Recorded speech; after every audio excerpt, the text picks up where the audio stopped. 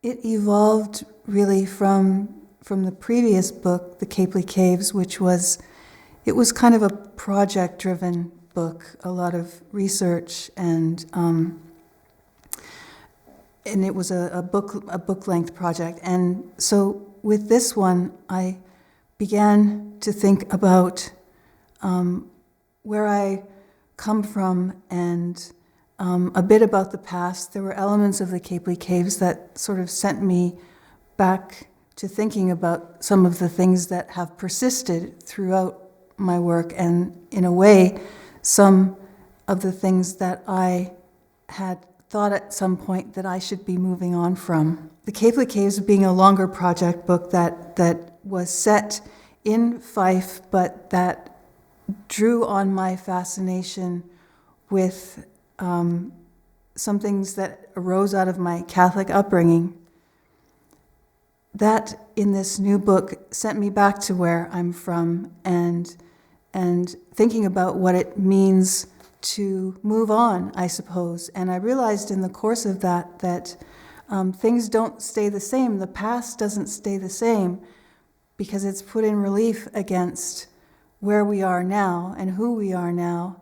And so we look back on things differently. And of course, the seeds of some things that are now bearing fruit, for better and for worse, were there, but we perhaps just didn't see them. So thinking about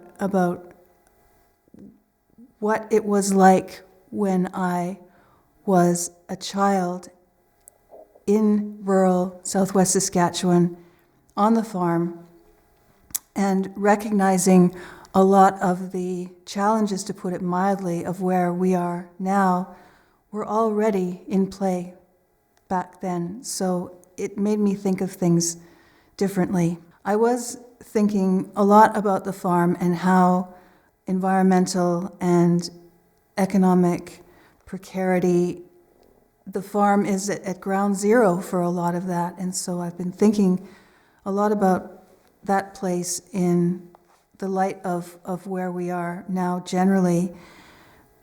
But I'm also at a point in my life when, we start to lose people. So I lost friends in the course of writing the book, and about 3/4 of the way through I lost my dad. And so the book is about loss in, I suppose, a number of different ways, but also one of the things that I've learned from my dad and something that I've learned from my friends is the necessity of finding a way to go forward and to recognize our own strength and the potential of life, I suppose, in general, and to try and both acknowledge and respond to the challenges we have now, but from a place of hope that we can do something. I suppose that one thing that I think that poetry can do, and we're always being asked, what's poetry good for, and what's the role of the poet, and people respond, and rightly so, by saying that it's about paying attention, and I think it's about paying attention to complications. I know from where I grew up that the situation is complicated. People don't like to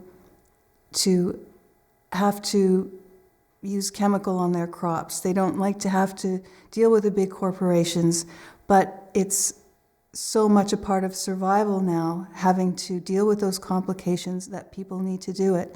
So things are not usually either or, and I think that acknowledging who profits from,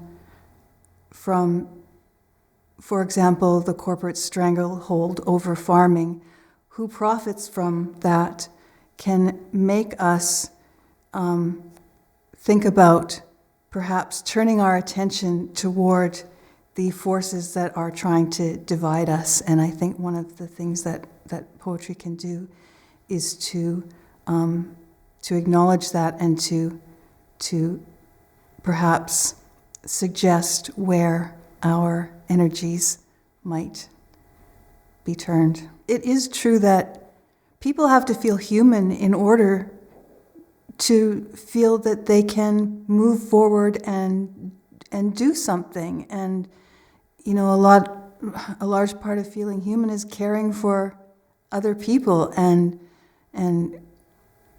looking out for other people. And we can't do anything unless we do that, and that comes from humanity. And I think that poems are that human impulse to extend our spirits out from ourselves toward our fellow human beings. And readers also, they extend themselves toward this voice that they hear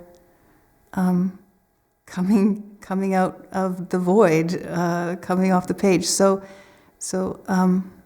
and that is how it's always been, and that's an important thing. It's wonderful to be nominated. The list is amazing, and there are poets on that list who I've been reading for many years and whose poems I teach to students, and so it's thrilling to be in that company. So I'm very happy.